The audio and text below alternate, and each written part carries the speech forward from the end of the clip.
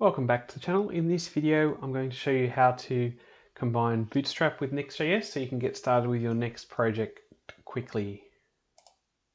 For this video, you'll need to have the latest version of node.js installed and also Visual Studio Code installed and set up. Through this tutorial, you will learn how to set up Bootstrap and SCSS compiling in Next.js. You'll be able to set up Bootstrap SCSS variables for site-wide styling of your Bootstrap style system, and you'll be able to import React Bootstrap components into a Next.js page. So to get started, you have to use a command to install Next to create a new project. This particular command is using npm, which is installed when you install node.js. I'm going to show you how to use pnpm so you don't end up with a heap of dependencies installed on your system, but you can use this command just as easily. So we'll copy that, go into a folder where you would like your projects to live, and we'll open up the PowerShell or the utility of your choice, and we'll paste in the command. And in my particular instance, I'd rather use pnpm. That way it doesn't install the dependencies into this particular folder, it installs them into one common folder. But you'll have to have pnpm installed if you wish to do that, otherwise you have to just use the original command. It's then going to ask us some questions.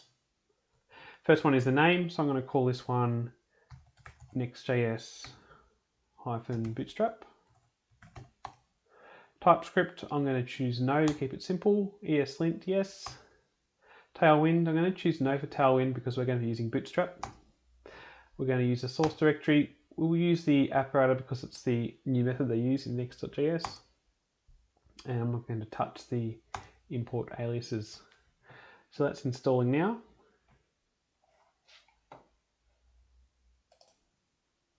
And the installation's finished. So we can now go ahead and open it up. So we'll right click on that folder and we'll choose to open with vscode.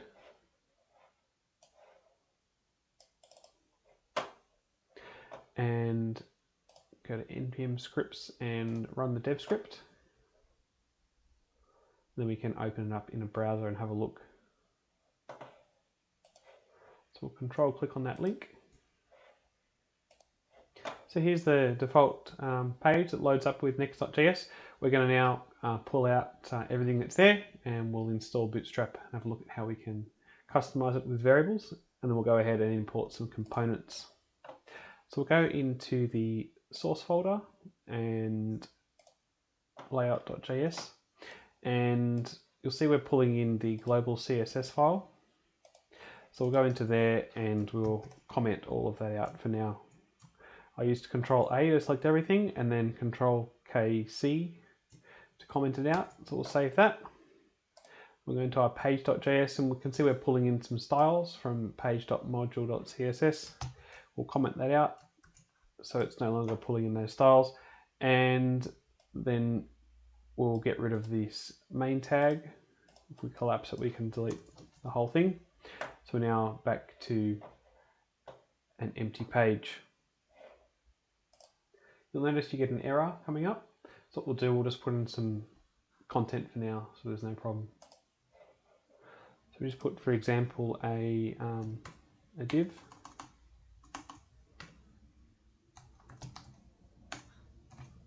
For example, then we won't have any more issues. So we'll work backwards with the installation of everything. On the React Bootstrap page under Introduction, and we've got a simple command here for installing React Bootstrap, which is a bunch of components which render HTML and obviously pull in some JavaScript too. And then we've also got the Bootstrap library. So we'll copy that. Then we'll open up a new PowerShell. We'll paste in that command. I'm going to use pnpm like I've said before, my preferred method, and we'll run those two installs. And that's installed, and as you can see, I haven't actually downloaded a single thing because it's actually it's all been cached and it's taken it out of a common folder. It hasn't downloaded any extra dependencies onto my system because I've used them all before. Now I'm using pnpm. Pnpm doesn't install peer dependencies. So we go into node modules and have a look at Bootstrap. And then package.json, you will see under dependencies, peer dependencies, we need to install popper.js. So you could run npm I, or I'm going to use pnpm I, and we'll paste in popper.js. And again, I don't have to download it, it's already cached. If you're using npm, it will be downloading a fresh copy of it, quite possibly, and installing it into your project. I'll then go ahead and import a component. It won't work straight away because we won't have any style set up, but at least we've got the component ready to go. So for example, the button component, the first thing we have to do is run the import. So I'll close our node modules, go back into page.js, and at the top of the page, we'll import the React Bootstrap button. And then back on the React Bootstrap page, we'll go down to components and then buttons. And we've already done the import, so then we have to choose the style. The default would be primary, but we'll go for a different one. We'll go for info, for example. We don't need that space that they've inserted. We'll just grab the button itself.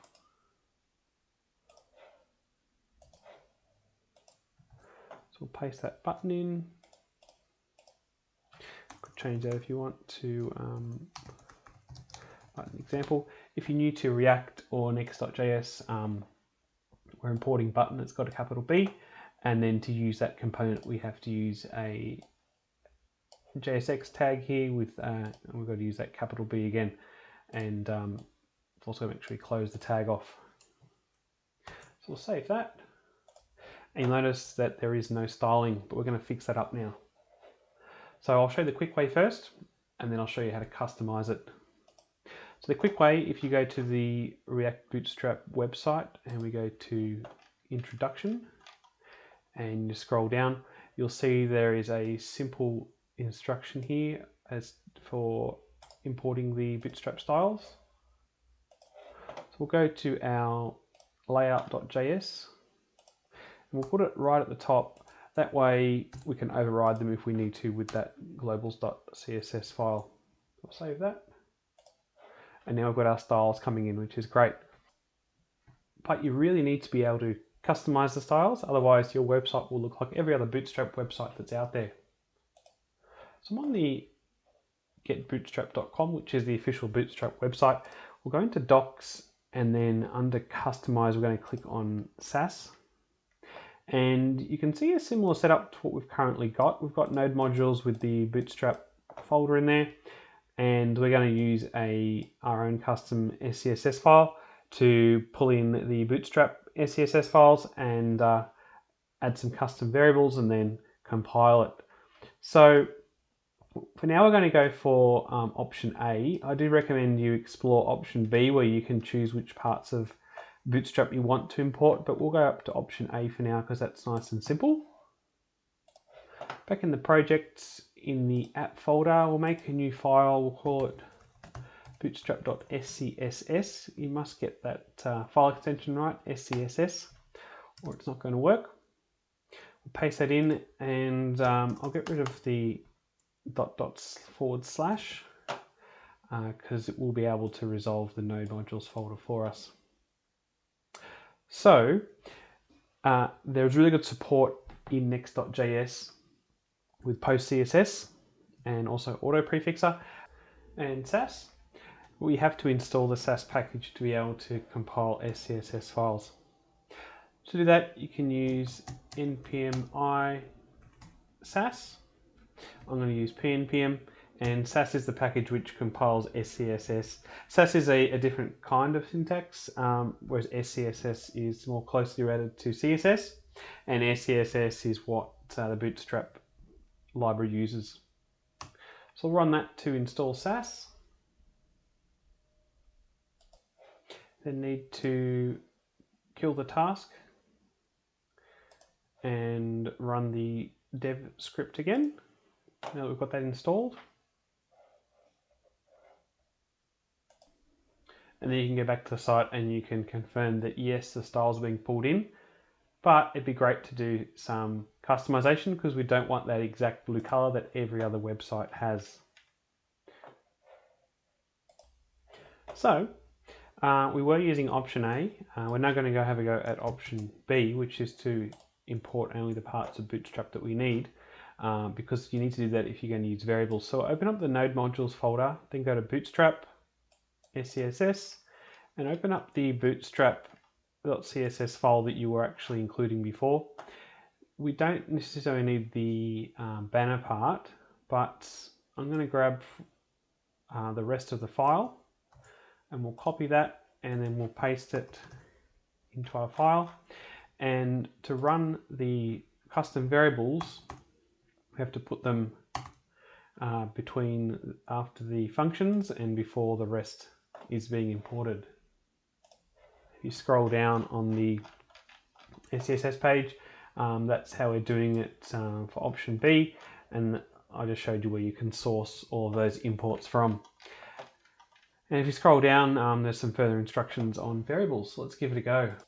So we're going to have to change these imports slightly, because if you look above, you'll see that we've got the node modules /bootstrap /SCSS.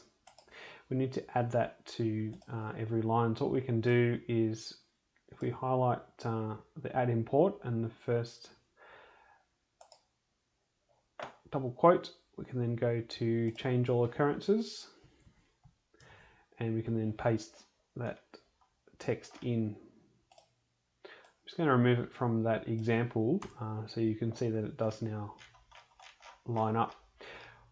We're also going to have to create some Bootstrap variables. So in the app folder, I'll create a file called bootstrap-variables.scss, and we'll have to import that as well.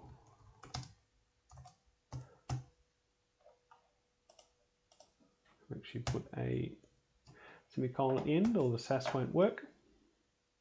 And then for our Bootstrap variables, we'll have to go back into the node modules folder, make it a little bit bigger, and look for the variables file. And here's where all the defaults are set up. So for example, here's the basic color system here, and you'll notice that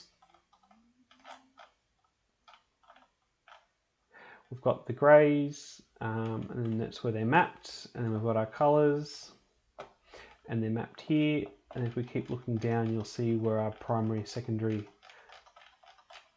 ternary, and so on are mapped as well. So we've got our primary getting mapped to blue, and then we've got our lights getting to the grey, and info to sign, and so on.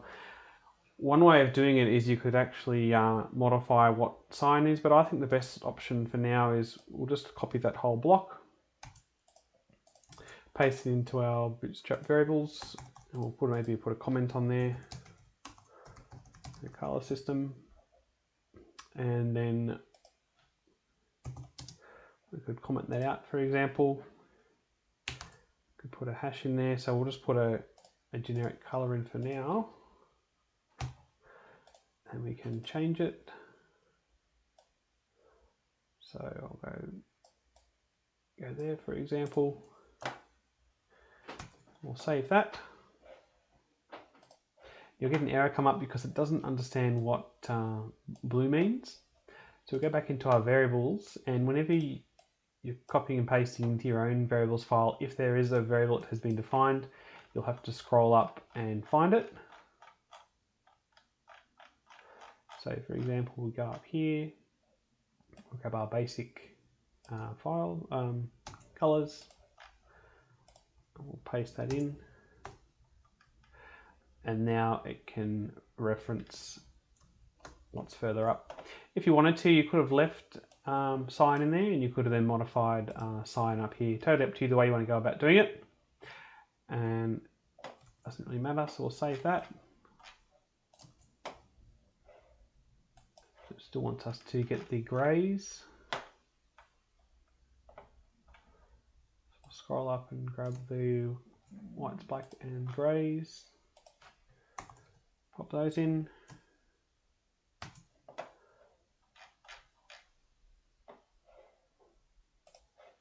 And there's our button with the new color. If we inspect, you see we're using 3CF5FB, which is the color that we set up. And you can change pretty much everything to do with Bootstrap through your own custom variables. It's really powerful. All you got to do is find that variables file in the npm, the node modules folder, and just take your time, scroll through, and have a look at all the different variables that you can override. You'll also notice on the Bootstrap website, on the documents, when you go to an actual component, right at the bottom it'll have CSS variables, which are for sort of like overriding in line, but there's also SASS variables that we can override at build time to output a completely different CSS file that's been customized for your own page. So we'll try a couple more components. We'll go, for example, accordion's a good one because it uses JavaScript. So we'll grab the import to start with. We'll go to the page, we'll paste in the import, and we'll grab the code, the accordion. We'll paste that code in. We'll save it. So you see we've got an error here that's coming up, and the reason that's coming up is because of an update to Next.js. And the way we fix that is we insert use clients to the top line, and it will then run it as a server component. So let's have a go at doing some customization to the accordion. What we'll do first is we'll forget putting in a container. The container dash fluid will contain the accordion with that.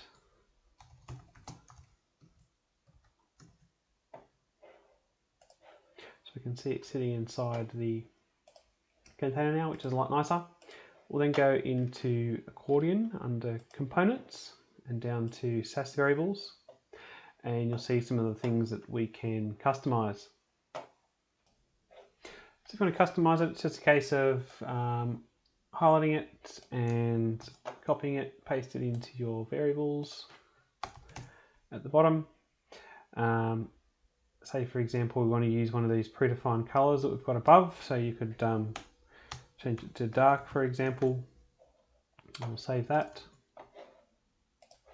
and you can see there that the inactive accordion button has then changed to dark. Obviously that's not very functional on its own, you'd have to set it up properly. The other way to go about changing it is the sort of more modern way that it's working with Bootstrap, and that's to have a look at the variables that are being used. So for example, we've got the accordion button there for the radius. We can click on that and we'll see that it comes up with the standard Bootstrap border radius. You could then have a go at overriding just that particular border radius, which would override a lot of things in Bootstrap. We could go about setting that border radius directly with the SCSS variables. So for example, if you go in here and look for border radius in the variables, have to go for one of the first occurrences. So you could have a go at changing the overall border radius. You want to make it 0.75, for example. Make sure you remove the default flag. and there you can see we've got that bigger radius, and that's on the button as well, so you be careful how far you go with the customization. So that's it for the tutorial.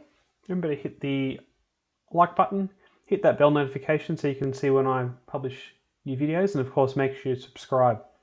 I'm always publishing new videos on modern web development technologies. I'll see you in the next one.